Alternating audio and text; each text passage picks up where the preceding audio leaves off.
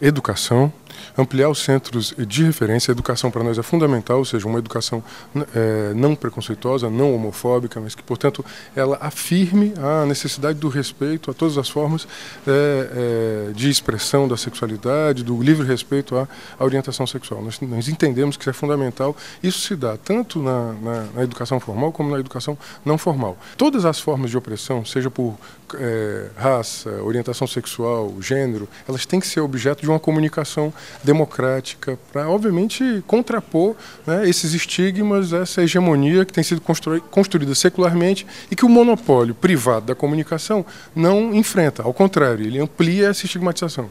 Primeiro é o respeito à diversidade sexual. Acho que as pessoas têm o direito de fazer as suas opções. Eu sou de um partido que sofreu muito preconceito e nós não podemos aceitar nenhuma forma de preconceito. Nós temos que garantir a mais ampla liberdade para que as pessoas possam definir-se como querem atuar na sociedade do ponto de vista do sexo, do gênero.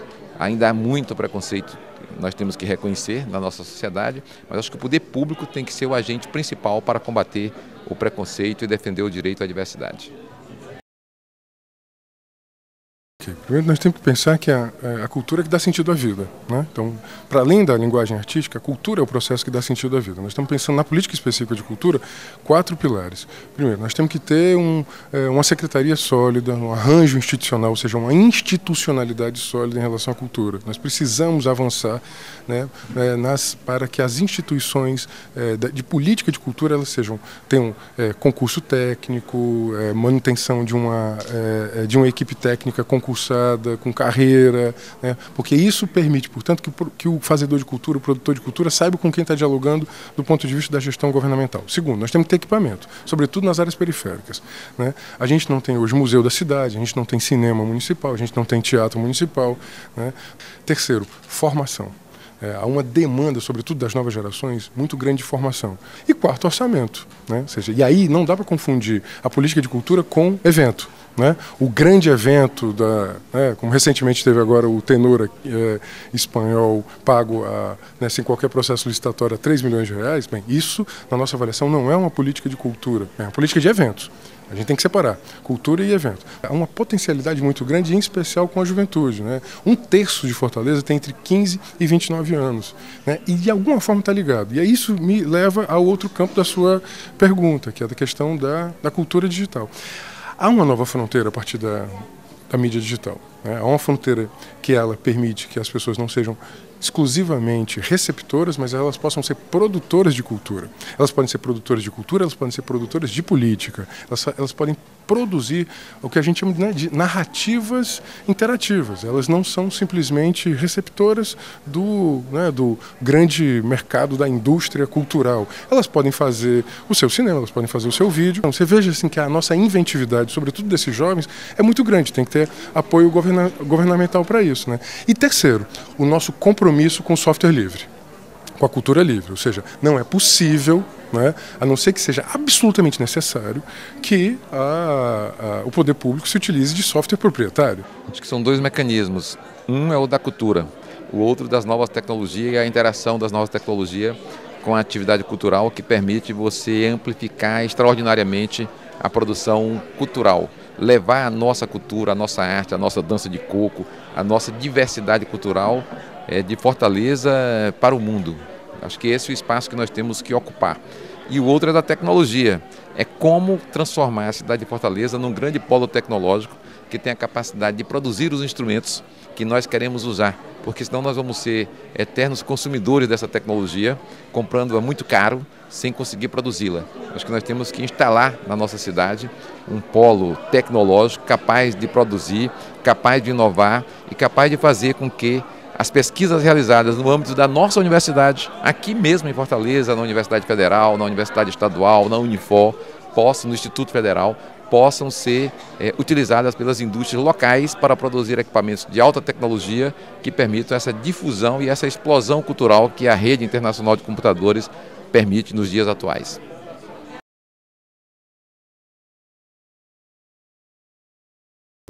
a gente é a favor da ampliação das gratuidades, né, também aos portadores de doenças crônicas, porque eles demandam, eles têm uma sobrecarga de deslocamento em relação, inclusive, do seu deslocamento, da necessidade de ir mais às consultas, de acessar os equipamentos públicos de assistência e de saúde, e também em função dos medicamentos, do acesso aos medicamentos, da dispensação de medicamentos. Agora, além disso, nós somos favoráveis à ampliação das gratuidades, porque o nosso horizonte tem que ser o da mobilidade como um direito, ou seja, da tarifa zero. O movimento da tarifa zero no Brasil, que teve início nos anos 80, que em vários países já está em prática, da ideia da mobilidade como um direito, nós abraçamos essa causa. Ou seja, nós podemos ter, né, a afirmação de que o direito à mobilidade, assim como o direito à saúde pública e o direito à educação, eles devem ser bancados pelo orçamento público, né, obviamente a partir de vários fundos. Inclusive, há vários cálculos que permitem, né, que hoje no Brasil nós possamos, né, criar planejamento, né, de médio e longo prazo para chegarmos na medida que a gente reduz progressivamente a tarifa, a gente vai chegar à tarifa zero. Portanto, toda a população vai poder acessar o transporte público com qualidade. A gente tem que trabalhar com esse horizonte no médio e longo prazo.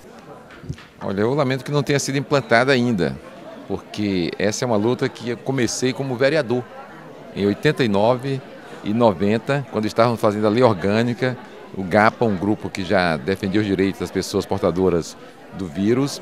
Ele já reivindicava isso na Câmara de Vereadores. Essa medida já era considerada justa por quase todos os membros da Câmara de Vereadores e, infelizmente, até hoje não foi implantada.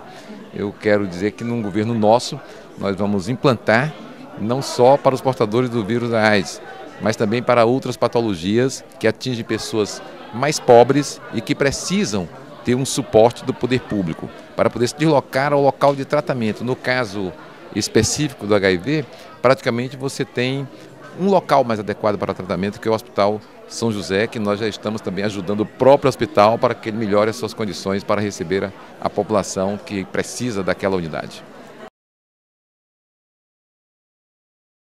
Primeiro, é absurdo que nos últimos 7 anos a atual gestão tenha gasto 127 milhões de reais com publicidade. Isso é absurdo. Ou seja, assim, não há justificativa razoável para isso. Segundo, você tem a gente tem acesso a uma publicidade que ela é tradicional, ela não serve à construção de novos valores, de uma visão social, né, de outro tipo, né, a construção de uma contra-hegemonia. Acabamos de falar aqui sobre gênero, sobre orientação sexual, né, sobre racismo, e o que a gente vê é que a publicidade ela é completamente tradicional, né, simplesmente para enaltecer a obra do gestor ou da gestora, como é o caso de Fortaleza. Segundo, a questão da transparência, né? Os maiores escândalos do Brasil, né, estão vinculados hoje a verbas publicitárias. É o escândalo do Mensalão, que envolve as agências do Marcos Valério, que aconteceu no Distrito Federal, aconteceu em Minas Gerais e aconteceu também no governo federal. Portanto, a questão publicitária ela tem duas chegadas aí. Uma, pela, digamos assim, a função social dessa própria publicidade governamental, que não deveria ser o que ela é hoje, e segundo, a transparência. O que nós propomos é que haja um conselho de comunicação social que ele tanto pense a comunicação, né, como um direito, portanto, o direito à comunicação, que os sujeitos produtores de comunicação, eles sejam valorizados, e essa valorização não pode ser discursiva, ela também tem que ser na prática com os orçamentos, e segundo, também a comunicação como um direito à transparência, portanto, a comunicação colaborativa, o governo transparente, né, pensar a comunicação como forma de construir a transparência, de construir processos participativos na comunicação. Quanto mais nós ampliarmos a distribuição desses recursos, desconcentrar ao máximo, não deixar nas mãos apenas dos grandes veículos, que vão ter a sua participação, como tem em todos os locais do nosso país, mas quanto mais você levar para a rádio comunitária, para os jornais de bairro, para os jornais de regiões da cidade, porque nós temos boas publicações nas regiões da cidade de Fortaleza, melhor. Então, quanto mais diverso for o espaço que você, digamos assim, divulga as ações municipais, muito melhor para o município. E tem um outro ingrediente, é que as peças publicitárias elas devem ter um grau de informação muito positivo para a sociedade.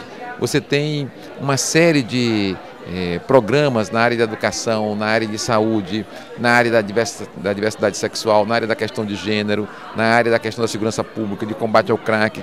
Esses programas, que são programas sociais, de chegar na frente o poder público, de chegar na frente a prefeitura, nós temos que fazê-los como peças não promocionais da prefeitura, mas peças de informação para a sociedade, que eu acho que ela vai ganhar muito mais. Deve haver esforço governamental em duas frentes. Equipamentos e serviços específicos, obviamente, às mulheres vítimas de violência, né? Mas deve haver também linhas transversais para que a unidade básica de saúde ela esteja integrada a essa nossa concepção de enfrentamento ao sexismo, enfrentamento à homofobia, enfrentamento a todas as formas de discriminação e opressão. Nós precisamos trabalhar nessas duas variáveis. Terceiro, acho que o grande ganho do século XX, sem dúvida alguma, é o feminismo. Né? O que é o feminismo? É a afirmação da mulher como sujeito político do seu tempo. Se a gente pensa o que era o papel, o sujeito político mulher, né? No início do século XX e no início do século XXI, ou seja, graças ao movimento de mulheres de inspiração feminista, houve um salto muito grande, né?